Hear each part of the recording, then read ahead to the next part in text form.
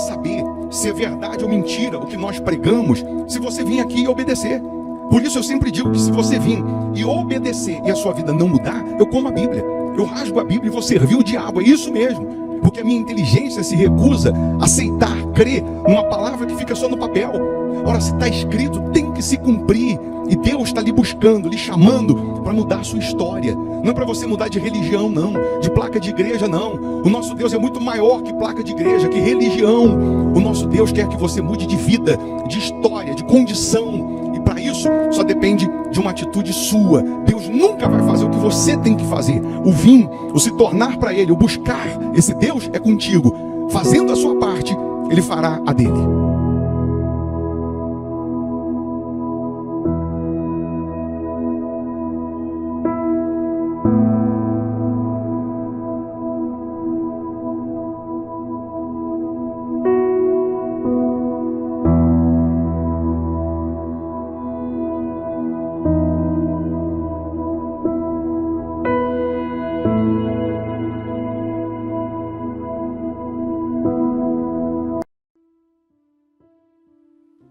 Olá, bom dia, que o poder de Deus te ilumine, que a palavra de Deus se materialize na sua casa, na sua vida, de forma concreta, de forma completa. Nós sabemos que a fé, uma vez aplicada, uma vez externada, ela produz o milagre, ela produz o sobrenatural. Sem fé é impossível agradar a Deus. Porém, com a fé aplicada, com a fé externada, até o que era para dar errado vai dar certo. O que ainda não mudou, vai mudar. O que ainda não aconteceu, vai acontecer. Creia, não duvide do poder de Deus. Ele continua vivo. A palavra dele continua viva, eficaz e mais cortante do que uma espada de 2 gumes. É essa palavra que vai cortar da sua vida todo o sofrimento, toda a dor, toda a angústia, todo o tormento. Mais uma vez, eu estou aqui lhe convidando para orar conosco, para clamar a Deus conosco, independente de religião, de placa de igreja. O nosso Deus é muito maior que religião, é muito maior que placa de igreja. Ele morreu por mim, por você, por pessoas. E quando você se torna para Ele, quando você se volta para Ele, Ele muda a sua condição, Ele muda a sua situação. Prepara aí um copo com água, eu tenho aqui a minha caneca com água. Uma vez, essa água consagrada, energizada, ela simboliza o poder de Deus. É nesse momento que doentes são curados, que cativos são libertos. É nesse momento que milagres acontecem. Deixa o seu nome aqui para oração, o nome de um familiar, uma área que você precisa de ajuda, ou inscreva-se no canal, que não custa, não paga nada para fazer isso, e nós estamos sempre orando pelos inscritos no canal. E sem falar, né, que nesse momento de oração, Deus, Ele vai abrir os seus caminhos, vai abrir a sua visão, o seu entendimento, para que coisas novas e maiores aconteçam. Eu já determino que este sábado seja de boas notícias, seja de portas abertas. Nós estamos nos preparando para a vigília da virada do ano, é isso mesmo. Nós vamos sair 2025 e entrar 2026 de mãos dadas com Deus.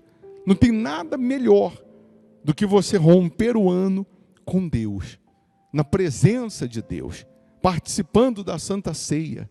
A Igreja Hospital da Alma fica aqui em Belo Horizonte, Minas Gerais. Avenida Amazonas, 1744. 10 da noite, nessa quarta-feira, dia 31. Então, na quarta-feira, dia 31, nós não vamos ter o culto das 7h30 da noite. Nós vamos ter o culto da virada, 10 horas da noite, das 10 à meia-noite e 20, meia-noite e meia, onde vamos romper 2026 na presença de Deus. Você que mora em Belo Horizonte, região metropolitana, venha, chama a sua família, chama os seus familiares, chama os seus amigos, para entrar esse novo ano na presença de Deus. Isso não tem nada a ver com a cor da roupa. O que vai determinar o seu ano novo é a sua vida com Deus, é a sua obediência a Deus. Você vem com a cor que você quiser, não é? Mas o que vai determinar um ano novo de novidades, de milagres, é a sua vida pautada na palavra de Deus. Se geograficamente você mora muito longe, não dá para vir, aí você vai fazer da sua casa uma extensão da igreja. Você vai participar virtualmente através do canal aqui no YouTube. Mas se você mora em Belo Horizonte, região metropolitana, venha, porque valerá a pena, tá bom? Vamos falar com Deus? Se possível, feche os olhos, é momento de oração. Meu Pai, em nome do Senhor Jesus, nós te louvamos pela misericórdia da nossa salvação. Te louvamos, meu Deus, porque o Senhor cuida da gente nos mínimos detalhes. O Senhor é poderoso para fazer infinitamente mais do que pedimos, mais do que pensamos. Mais uma vez nós estamos iniciando o dia na Tua presença, considerando o Senhor, priorizando o Senhor. Estamos aqui orando, clamando, suplicando, porque precisamos dos Teus cuidados, necessitamos da Tua proteção. Eu peço, meu Deus, abençoa esse sábado, que seja de boas notícias, de portas abertas, de vitórias, de milagres, que seja um sábado abençoado em todos os aspectos.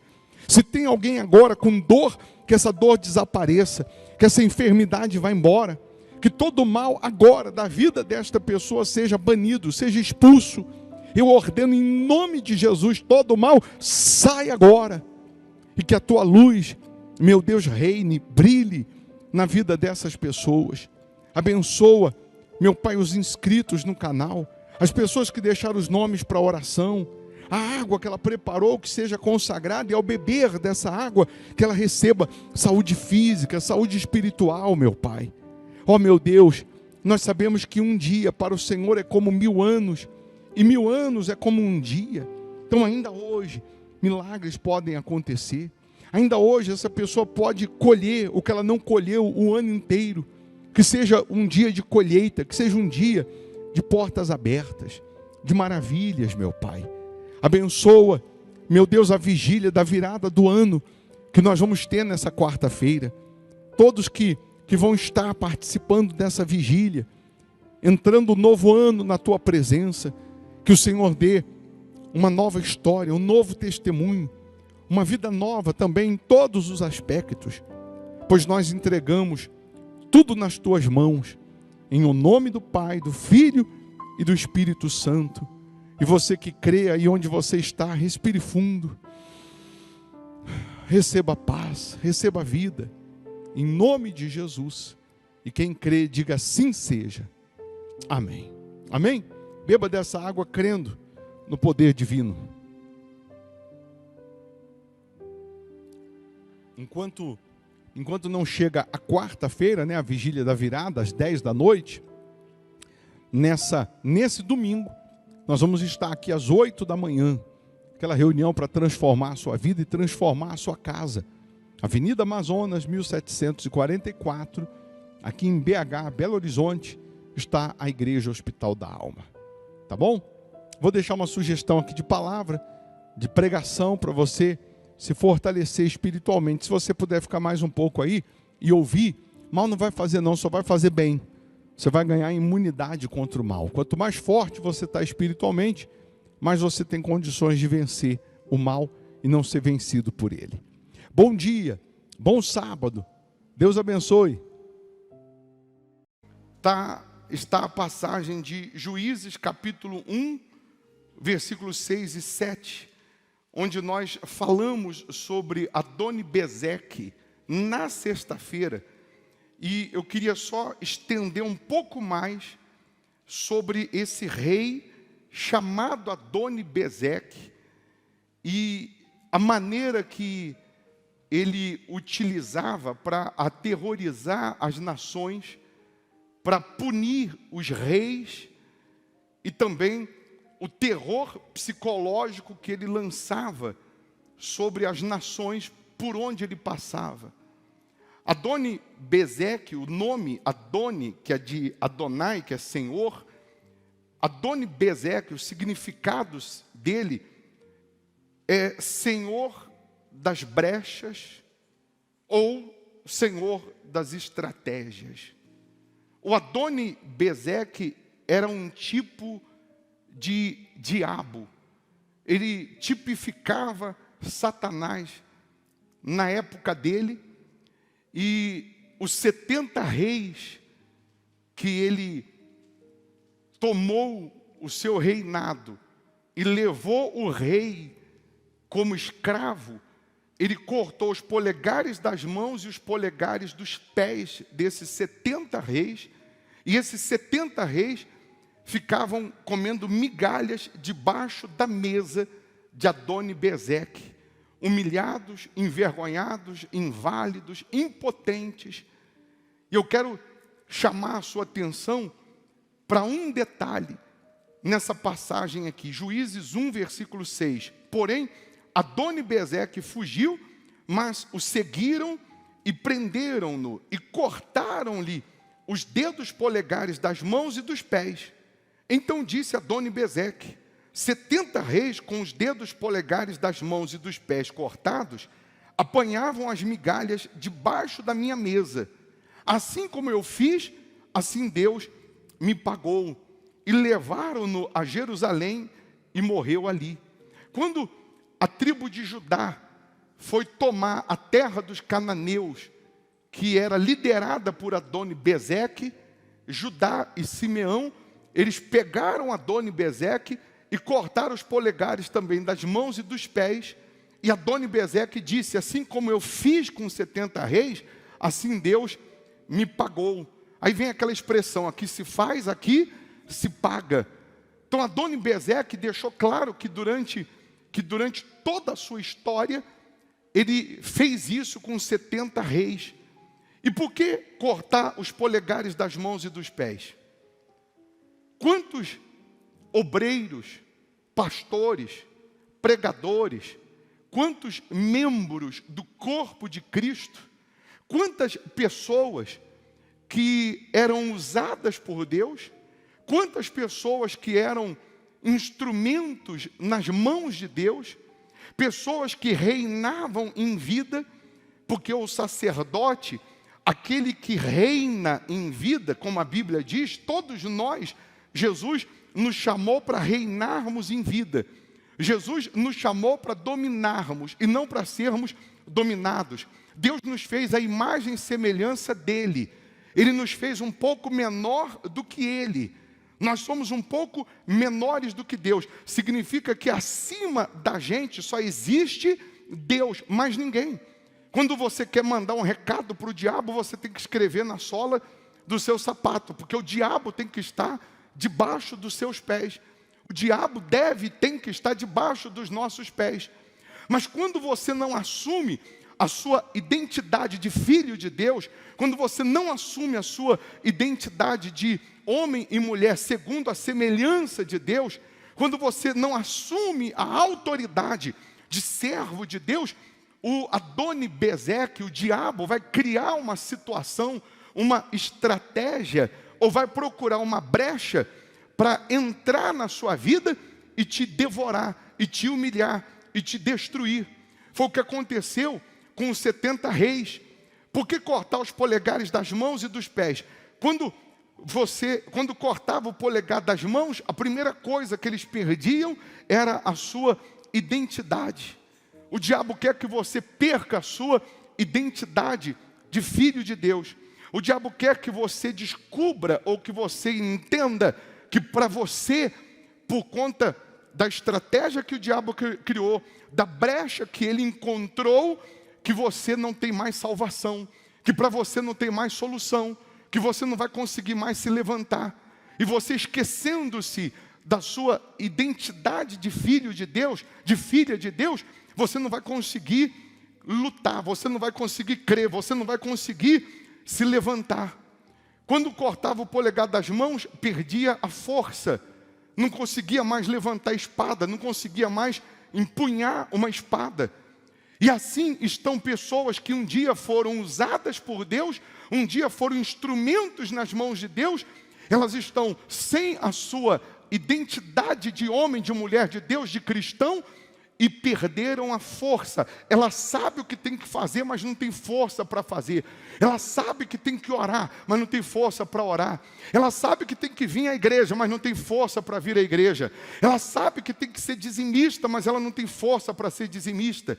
Ela sabe que tem que fazer voto, mas ela não tem força para fazer voto. São pessoas que o Adoni-Bezeque encontrou uma brecha ou uma estratégia e tirou a força, tirou a sua identidade. Depois, o cortar os polegares dos pés era para tirar totalmente o equilíbrio. Sem o polegar dos pés você não consegue correr, você não consegue andar. E quantas pessoas que porque permitiram o Adoni-Bezeque, o senhor das brechas, o senhor das estratégias, entrar na sua história, na sua vida, ela se tornou uma pessoa desequilibrada. Ora crê, ora duvida. Ora está servindo a Deus, daqui a pouco está se consultando com os horóscopos. Ora ela crê na palavra de Deus, daqui a pouco ela está crendo na palavra do diabo, nos espíritos, servindo os espíritos. Pessoas que outrora eram usadas por Deus, mas porque o Adoni-Bezeque entrou, cortou os polegares das mãos e dos pés, tirou a identidade, tirou a força, tirou o equilíbrio. E o Adoni-Bezeque, que é o diabo, vem falando na cabeça dessas pessoas: não tem mais jeito, não tem mais salvação, não tem mais solução. Mas eu preciso falar com você, que foi usado por Deus, que foi instrumento na mão de Deus, e hoje estava vivendo debaixo da mesa, comendo migalhas, que o Senhor Jesus, Ele pode fazer nascer o polegar que foi cortado. Ele pode reconstruir a sua história que foi destruída pelo Senhor da brecha, pelo Senhor da estratégia. Deus, Ele pode restaurar a sua história e você ser muito mais usado por Ele do que foi um dia. O grande problema é a religião que surgiu, mais uma que apareceu, do sentir. Tem muita gente dizendo: mas eu não senti ainda de me entregar a Deus. Eu não senti ainda que fui perdoada. Deus perdoou, mas ela diz: eu não sinto ainda que fui perdoado. Eu não sinto ainda que Deus me perdoou. E quem falou que você tem que sentir? A palavra de Deus é sim, sim, não, não. O que passar vem do diabo. Aquele que crê, não como sente, mas aquele que crê, como diz a Escritura, do seu interior fluirá rios de água viva. Então você tem que parar com achismo, com sentir. Em outra passagem, Deus, Ele disse: você não vai ver a chuva e não vai sentir o vento, mas a água vai aparecer nesse deserto. O milagre vai acontecer nesse deserto que você está vivendo, sem você sentir nada. E às vezes a pessoa fica esperando sentir para tomar uma decisão, para tomar uma atitude. E Deus está dizendo: não é o que você vai sentir, é o que você crê, é o que você acredita, é o que você confia. Por isso que nós temos que nos apegar só a essa palavra. Então eu quero falar com você que estava sendo comparado a esses 70 reis que tiveram os polegares das mãos e dos pés cortados e estavam comendo migalha debaixo da mesa. Eu quero falar com você que serviu a Deus e hoje não estava servindo mais. Você que foi usado por Deus e estava achando que não seria usado mais. Deus, Ele pode reconstruir a sua história. Deus, Ele pode colocar os polegares de volta e você ser usado por Ele como você já foi um dia e até ser mais usado ainda. É só você se levantar espiritualmente e se voltar para Deus. E uma coisa que você tem que entender: na hora da dor, na hora da aflição, na hora da tempestade, da tribulação, o que permanece em mim e em você é a palavra de Deus. Aí você diz: mas, ô bispo, isso não é novidade. Mas para muita gente, ela se apega a tantas coisas que ela pensa que vai trazer alento, que vai trazer alívio, que vai trazer solução, e ela só não se apega à palavra de Deus. Ela só não se prende à palavra de Deus. E quando você não está com a sua vida 100% crendo nessa palavra, na hora da tribulação, da tempestade, você passa fome. Você morre, espiritualmente falando. Porque quando não tem mais ninguém do teu lado, é a palavra que vai permanecer. É a palavra de Deus que vai dizer lá no seu íntimo, lá no teu coração: eu estou contigo, não temas, não te assombres, eu sou o teu Deus. Mas se eu não me apego à palavra, eu me torno um crente fraco, vulnerável, como existem muitos que acumularam tempo de igreja, tempo até de Bíblia, mas não tem experiência com Deus. Por que não tem experiência com Deus? Porque são pessoas que têm disposição para ouvir música, por exemplo, um show gospel, 3 horas, mas quando vai ouvir a palavra, 15 minutos ela dorme. Você vê que os cultos, nessa era moderna que nós estamos vivendo, na sua maioria, é mais de show, é mais de música, do que de palavra, do que de pregação. E eu vou falar uma coisa aqui que pode até trazer um desconforto para alguns. Quem se alimenta de adoração é Deus. Nós nos alimentamos com a palavra dele. Eu não estou dizendo que a música, a canção não é importante, não. É importante, principalmente a que é baseada na palavra de Deus. Ela traz alento, ela traz força, mas o que sustenta é a palavra. O que realmente tem que permanecer é a palavra, é a promessa de Deus. Então, esse Adoni-Bezeque que tipifica o diabo e representa, o nome significa Senhor das brechas, Senhor das estratégias, é assim que o diabo vem trabalhando, tentando encontrar brechas ou formando, criando estratégias para nos desviar da palavra, para nos desviar da verdade, para nos desviar do que sustenta, do que fortalece, do que alimenta, do que nos vai dar, do que vai nos dar condições de vencermos, de suportarmos, ainda que seja a fornalha de fogo, a cova dos leões, ainda que seja, no caso de José, as injustiças, as calúnias, as aflições, as tempestades. É a palavra que tem que permanecer dentro da gente. Aí se a gente for fazer um paralelo com os milagres que o Senhor Jesus fazia, com o sobrenatural que acontecia na época de Jesus, você não vê Jesus dando cambalhota, fazendo malabarismo para operar milagres. Mas o milagre acontecia através do quê? Da palavra.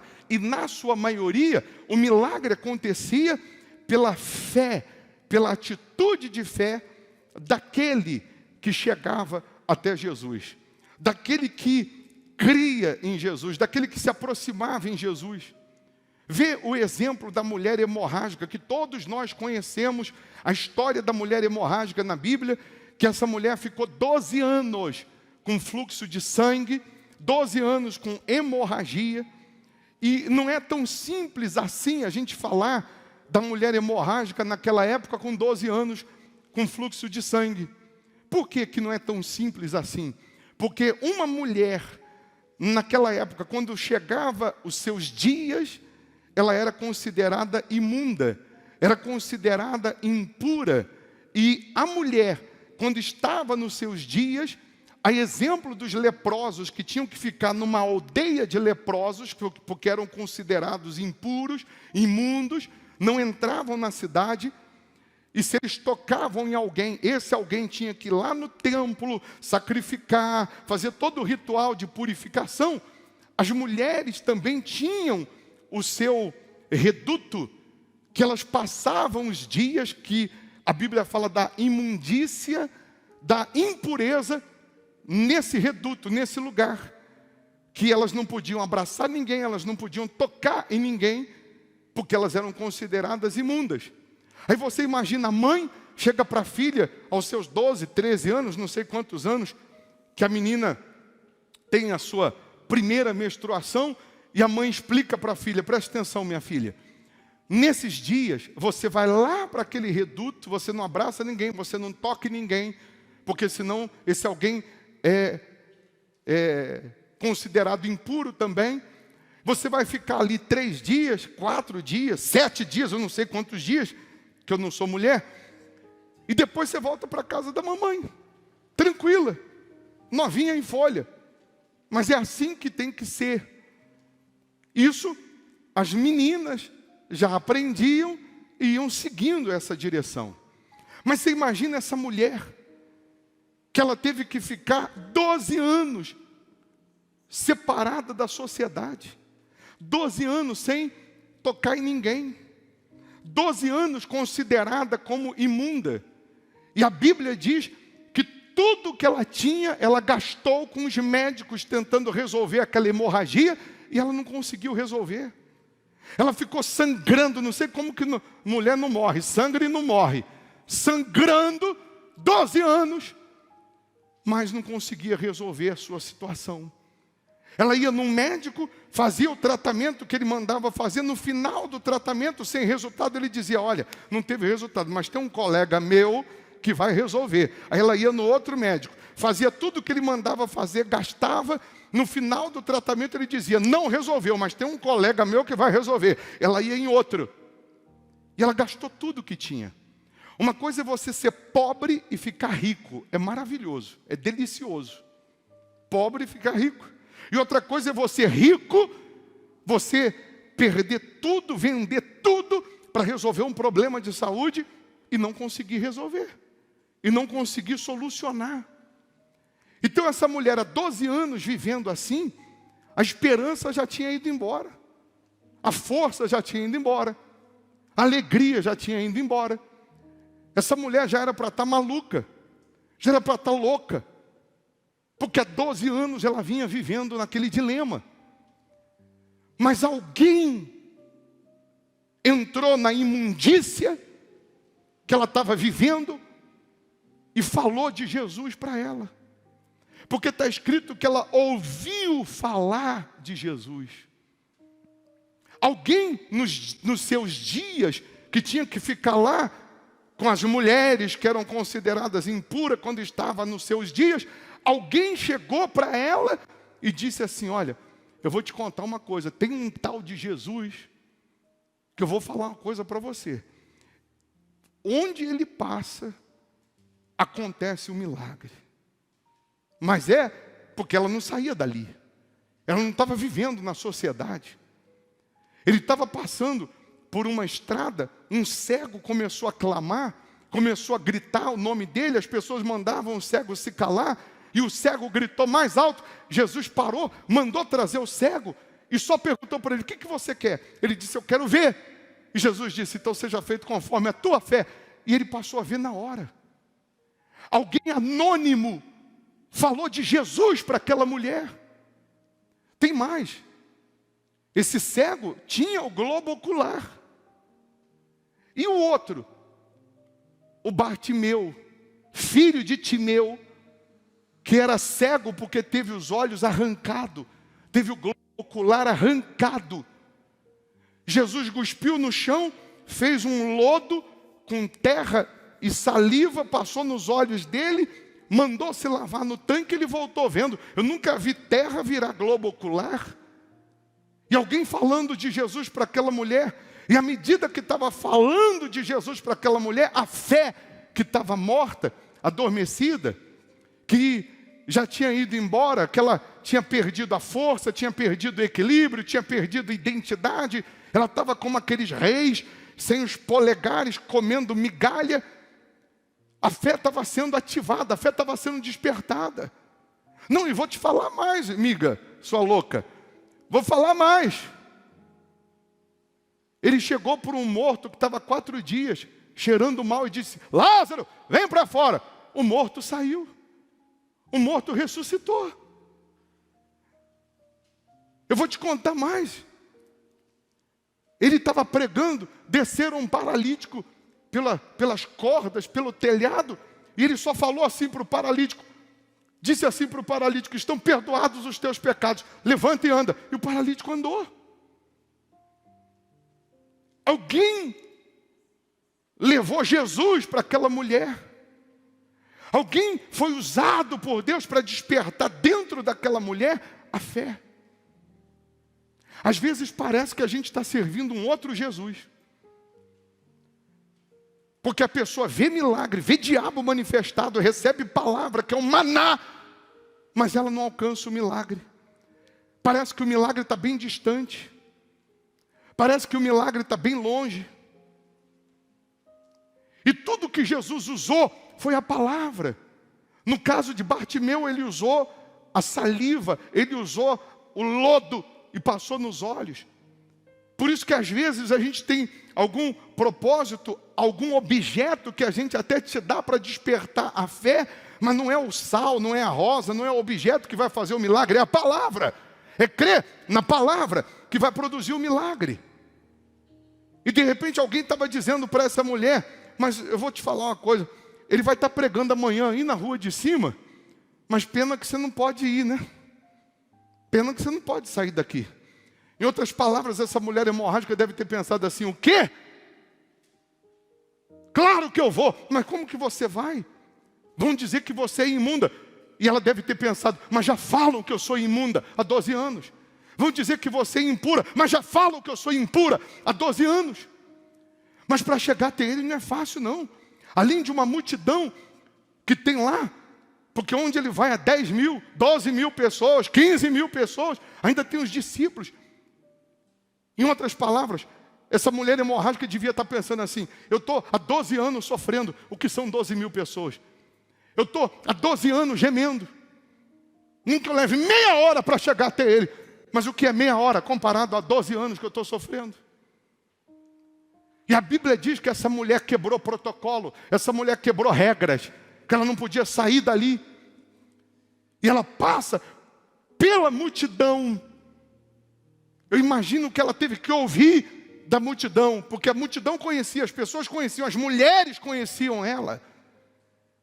Mas a Bíblia diz que quando ela saiu daquela casa, ela disse consigo mesma, ela disse com a fé, se eu tocar na orla do vestido dele, eu serei curada.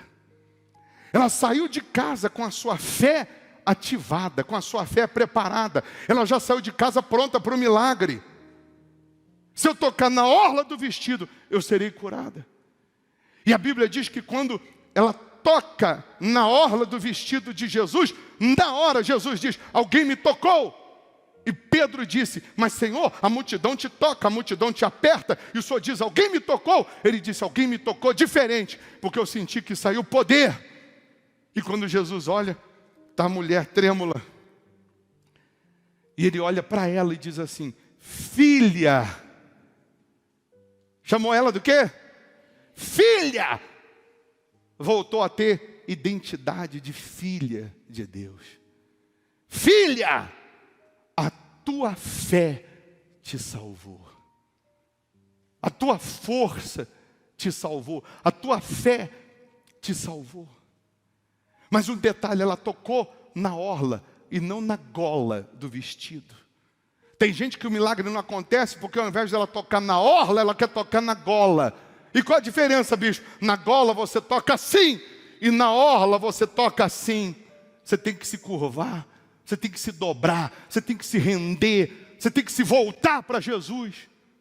Contar só com Ele e deixar de contar com a tua força, com o teu braço, com a tua expertise, com a tua capacidade. Imagine que nós temos crentes que são esses anônimos, porque fala da mulher hemorrágica, mas não fala de quem falou de Jesus para ela. Mas tem muito crente de Deus que tem sido esse anônimo, que vem falando de Jesus, que vem salvando vidas, almas, que a gente nem sabe quem é, mas ele está crescendo para Deus, está aparecendo para Deus. Para o homem, ninguém sabe quem é, mas ele está fazendo para o reino de Deus, ele está agradando a Deus, ele está servindo a Deus. Você está sangrando. Essa mulher estava sangrando há 12 anos. Você está sangrando na alma. Você está sangrando em alguma área da sua vida. E você não morreu. Porque Jesus vai fazer uma obra na sua vida maravilhosa. E você pode estar sangrando. Mas quando você encontra Jesus, essa dor, essa aflição acaba. Esse tormento acaba, essa imundícia acaba, essa impureza acaba, esse rótulo, essa identidade de isso, daquilo outro, acaba. A identidade que ela tinha de imunda, de impura, acabou, porque ela foi curada. Ela foi salva Ela foi livre, ficou livre, porque ela tomou a decisão de ir até Jesus. Ela já chegou pronta, ela já chegou preparada. E é isso que eu falo, às vezes a pessoa vem na igreja, a gente ora, e bota a mão na cabeça, e tira a mão da cabeça, e ora de novo, e ora, e não acontece, porque dentro está faltando ela crer, dentro está faltando ela se entregar, dentro está faltando ela se curvar para a vontade de Deus, deixar de fazer a dela para fazer a de Deus, deixar de fazer do jeito dela para fazer conforme Deus orienta, conforme Deus Ele instrui. Quantas pessoas, você sabe que os melhores obreiros, os melhores pastores, são aqueles que sangraram antes de conhecer Jesus, são aqueles que gemeram antes de conhecer Jesus, são aqueles que viveram o inferno antes de conhecer Jesus. Porque geralmente, não 100%, mas geralmente, os que não sangraram, que não gemeram, que não sofreram, que não tiveram história de sofrimento, são aqueles crentes Nutella. Você não vai hoje na igreja, estou com uma dorzinha de cabeça, não vou não. Vamos ali evangelizar, está muito sol, é o Nutella. Mas geralmente aquele que sangrou, que gemeu, que diz assim, você não sabe de onde Deus me tirou, ele é pau para toda obra. Tem almoço hoje, amém. Chegou o almoço, amém. Vai ficar a noite inteira sem dormir, amém. Pode dormir, amém também.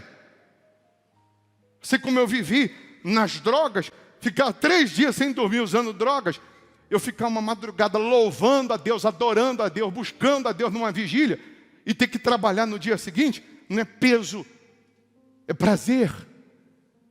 Quantos crentes que nós temos hoje, Nutella, quantos crentes que nós temos, que é cheio de conversinha mole, qualquer coisinha chora, qualquer coisinha quebra, parece que é de cristal, qualquer coisinha desiste. Por quê? Porque não sangraram, não gemeram. Mas aquele que tem história vai dizer, sabe por que eu estou na igreja todo dia? Porque você não sabe de onde Deus me tirou. Por isso que eu não me canso, eu saio do trabalho, vou para a igreja, vou estudar, vou para casa, vou trabalhar, vou para a igreja. Tem vida com Deus. E se alguém criticar a fé dele, ele diz, você não sabe de onde Deus me tirou. Se alguém falar algo contra a palavra de Deus, ele não quer nem saber o que a pessoa acha, deixa de achar. Ele crê no que está escrito. Não interessa o que o fulano, o Beltrano fala ou deixa de falar. Eu quero saber o seguinte, está escrito? Então eu vou obedecer. Disseram que você vai morrer. Quem falou? Foi Deus? Não, então não interessa. Disseram que não tem jeito. Quem falou? Foi Deus? Não, então não interessa. Porque o que está escrito é que se cumpre. O que está escrito é que se cumpre. As pessoas costumam colocar prazo de validade. Onde Deus, que é o fabricante, Ele diz, tem validade ainda para muitos anos pela frente. As pessoas começam a colocar como data de validade para alguns. Isso aí não vai durar muito tempo não. Mas quem falou? Foi Deus? Não, não foi Deus. Então o que importa é o que Ele falou. O que importa é o que a palavra dEle está dizendo. Esse propósito que nós estamos fazendo do dia 1º de novembro, o nome já diz o novo, para viver o novo, para ter vida nova, para ter novidade de vida. É para todos nós. Não era para ninguém ficar de fora. Ninguém. Mas infelizmente, ainda assim, tem aqueles que preferem tocar em Jesus como a multidão. Tocava por tocar, mas não acontecia nada. Não colocava toda a força, não colocava toda a sua gana para servir, para obedecer, para se entregar. Pessoas que têm facilidade para obedecer o que os outros dizem, mas dificuldade para obedecer o que diz a palavra de Deus. Aí ele diz aqui, em Ezequiel 36, 25, o título diz a restauração de Israel. O que Deus quer fazer comigo, com você? Restaurar. Ele quer restaurar aqueles que foram usados por Ele, estavam debaixo da mesa. Quer restaurar todos a ter uma fé sólida, concreta, renovada, avivada nele. Quer fazer de todos nós instrumentos de valor nas mãos dele. Aí diz assim: então aspergirei água pura sobre vós e ficareis purificados. Enquanto nós estamos aqui pregando, Jesus está aspergindo água pura sobre nós e está nos purificando. Enquanto você está ouvindo a palavra de Deus, Deus está te purificando da mágoa, da mentira, está purificando da malícia, está purificando da infidelidade, está purificando de tudo aquilo que não presta. Aspergirei água pura sobre vós e ficareis purificados de todas as vossas imundícias e de todos os vossos ídolos vos purificarei. Deus quer nos purificar do nosso passado, dos nossos pecados, dos nossos erros, de tudo aquilo que é carnal, de tudo aquilo que impedia Ele de ser o primeiro em nossas vidas, de ser o Senhor das nossas vidas. E tirarei da vossa carne o coração de pedra, e vos darei um coração novo. E darei um coração novo. E vos darei um coração de carne. É que ali tem outra, ele está numa outra versão ali. E aqui a gente está lendo na versão fiel. Aí ele diz: e porei dentro de vós o meu espírito, com letra maiúscula, que é o Espírito Santo, e farei que andeis nos meus estatutos, e guardeis os meus juízos, e os observeis, e habitareis na terra que eu dei a vossos pais, e vós sereis o meu povo, e eu serei o vosso Deus. Livrar-vos-ei de todas as vossas imundícias.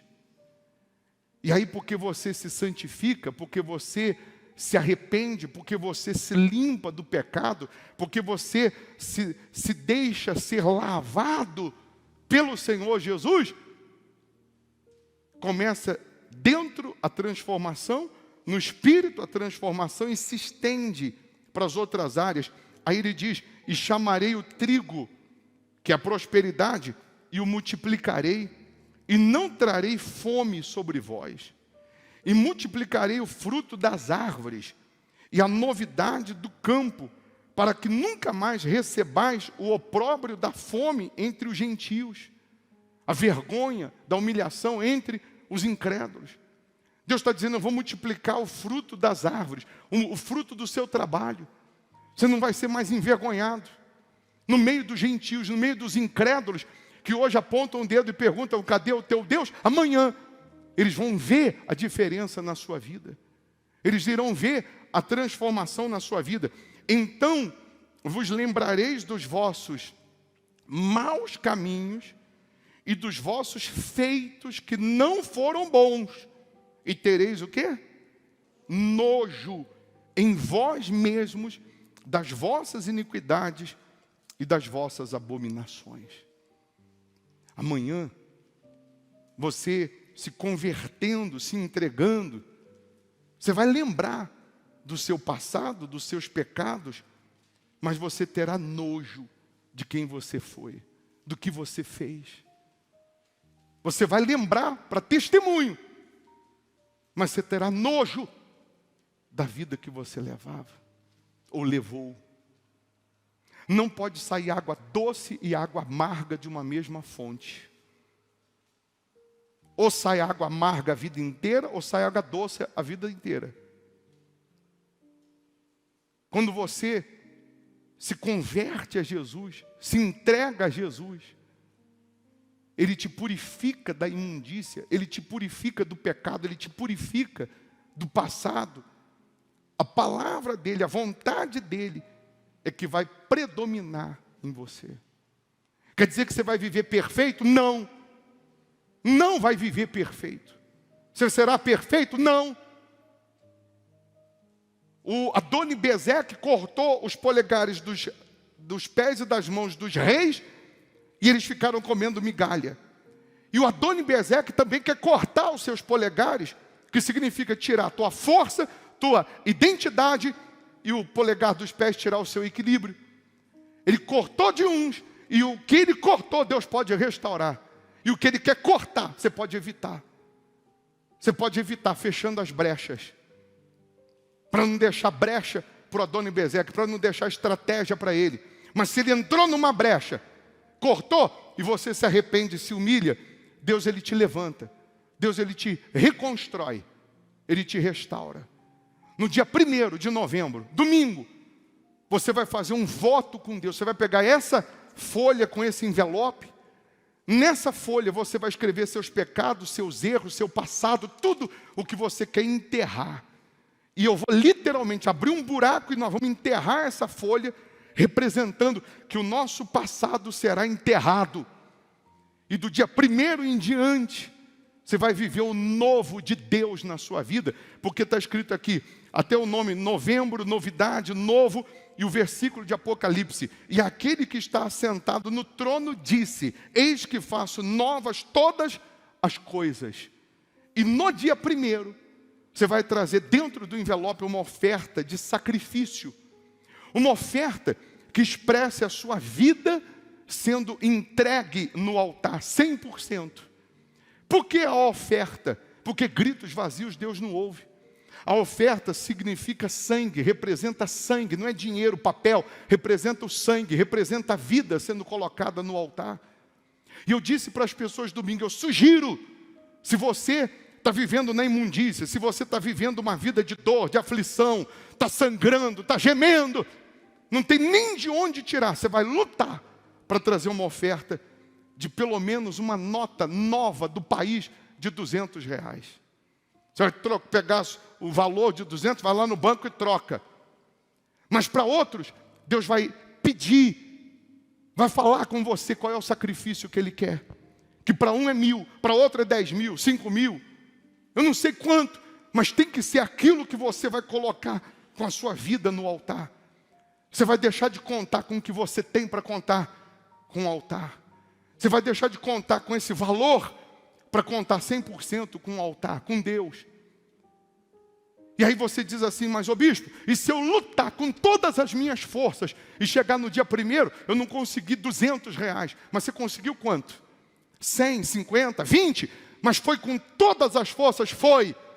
Então pode fazer que Deus vai te honrar.